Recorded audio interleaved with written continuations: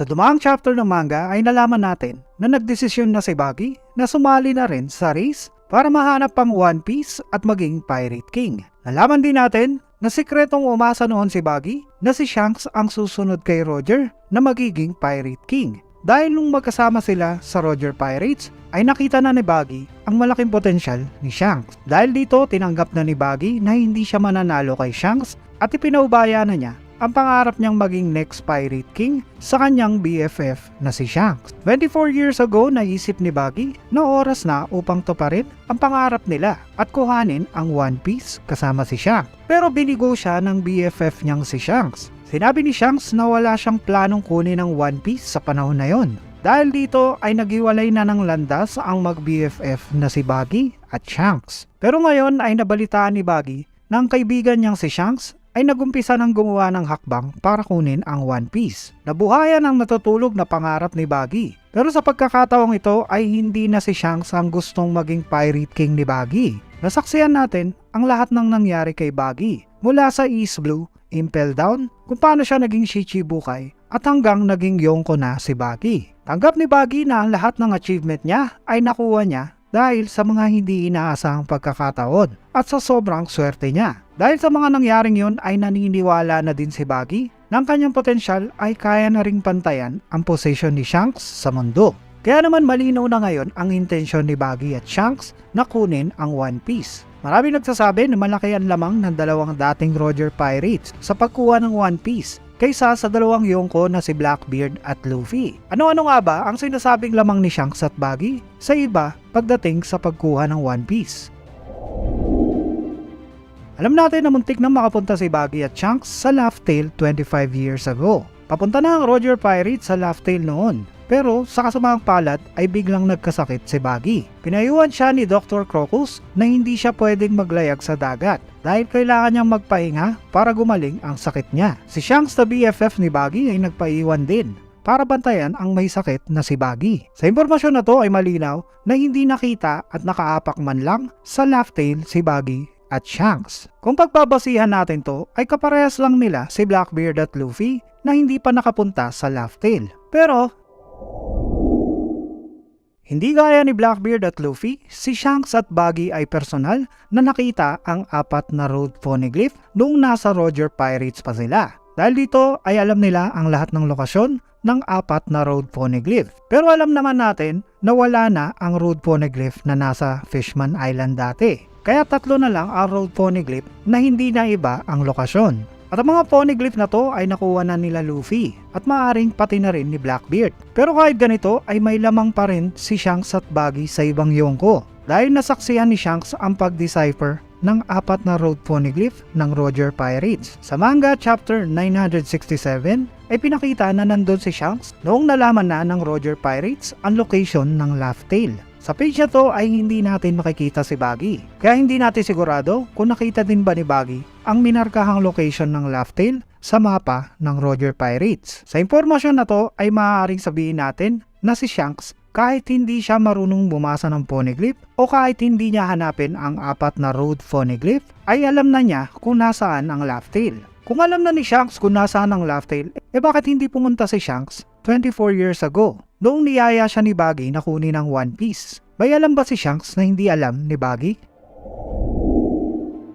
Marami nagsasabi na sa chapter 968 ng manga, noong bumalik ang Roger Pirates galing sa Laugh Tale, ay may mahalagang bagay na sinabi si Roger kay Shanks. Ang theory ay maaaring tinanong ni Shanks si Roger kung pwede na din ba siyang pumunta din ng Laugh Tale. Pero sinabi ni Roger na hindi si Shanks ang hinihintay ng Laugh Tale. Pagkatapos ito ay sinabi din ni Roger kay Shanks na hindi na magtatagal ang buhay niya. Kaya i-disband na niya ang Roger Pirates. Maaaring kung ano man ang sinabi ni Roger kay Shanks ay ito ang naging dahilan kung bakit tinanggihan ni Shanks si Buggy 24 years ago sa pagkuha ng One Piece. Pero ano kaya ang nakapagpabago sa desisyon ni Shanks noong panahon na yon? Pagkatapos, ngayon naman sa present time ay bigla niyang sinabi na oras na para kunin nila ang One Piece.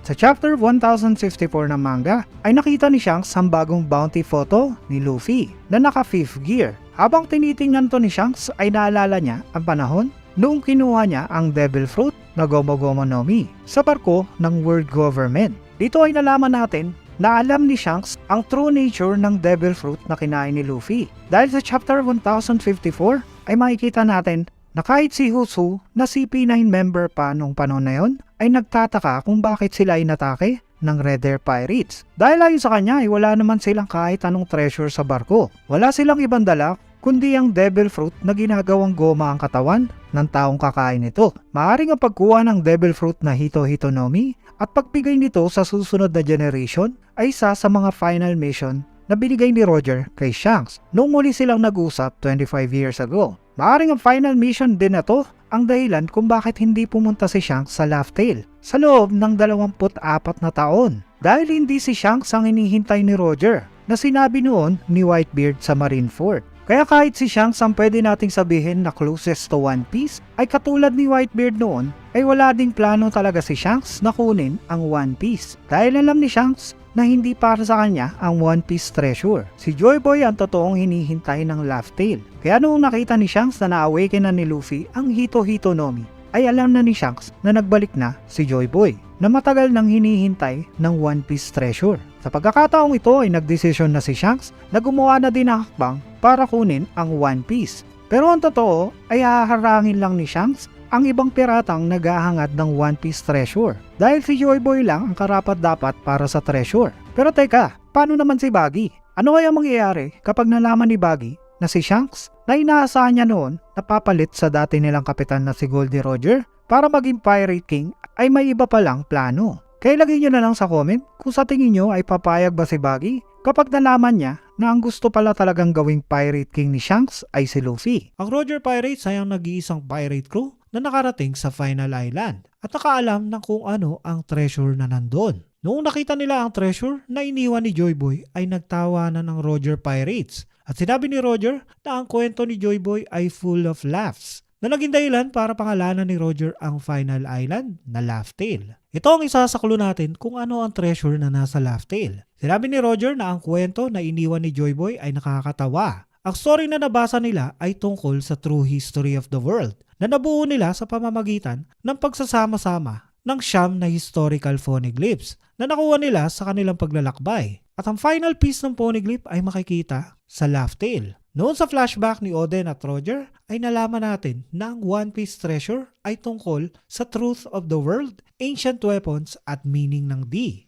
Kasama nito ay ang nakakatawang kwento ni Joy Boy. At ang isa pang sinabi ni Oden ay mayroon talagang vast treasure sa Laugh Tale. At sa harapan nito ay tumawa silang lahat dahil sa kwento ni Joy Boy. Kung gusto mo naman malaman kung ano ang treasure na nilagay ni Joy Boy noon sa Laugh Tale, ay click mo na lang ang video na to.